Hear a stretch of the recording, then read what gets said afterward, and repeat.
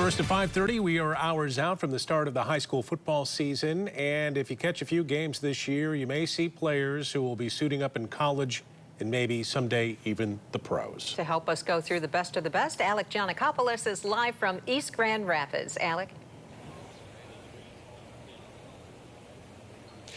There is a lot going on today. I could understand if someone gets lost between the hot and disgusting weather we're currently standing in and the kickoff of the football season. There's a lot you have to catch up with before we get things going later on tonight. To help us understand what we can expect this season, I talked with 24/7's Alan True, and he walked me through his list of the top 10 football players in West Michigan.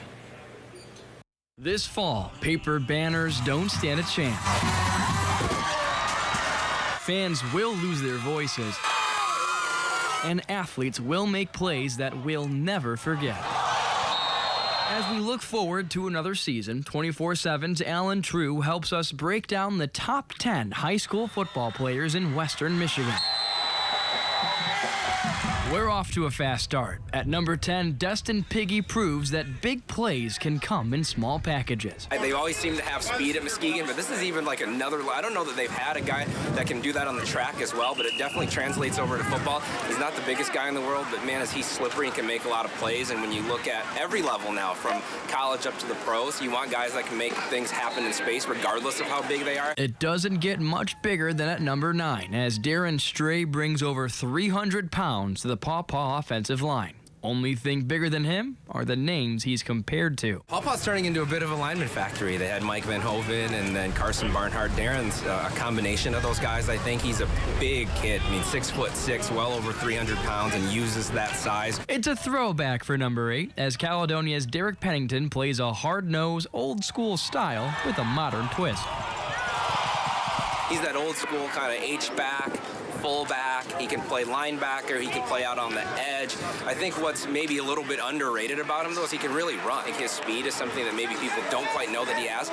If you're getting hit by number 7, you'll feel it. East Kentwood's STELLAN BOWMAN first caught the attention of colleges playing rugby. Super athletic, very physical. You have to be those things to play that sport, but he carries that over into football. I don't think he knows another way to play either sport other than to play the way he plays rugby and the way he plays football. Speaking of physical players, Muskegon's MIGUEL BOTELLO stands tall at number 6, bringing a nasty streak that has his coach biting his tongue. But man, when he gets on the field, he is just the right kind of, I can't say the word, but the right kind of, and he's physical, mean, and nasty. What separates him too is the way that he can move.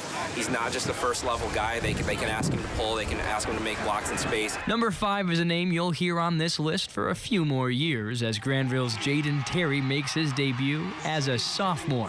He's the young guy on the list, but he kicked the door down as a freshman last year, ran for a lot of yards, but you look at his speed, and it can translate to any offense. Well, he's one of the best runners in the state. I think you got to account for him on any play. He's a great inside runner, a great outside runner, sets up the play-action pass, and helps with their backs. Another underclassman at 4, as Forest Hill Central's Maxwell Richardson's going to be a nightmare for offenses for the next 2 years. A big physical kid, 6'3", 220 pounds.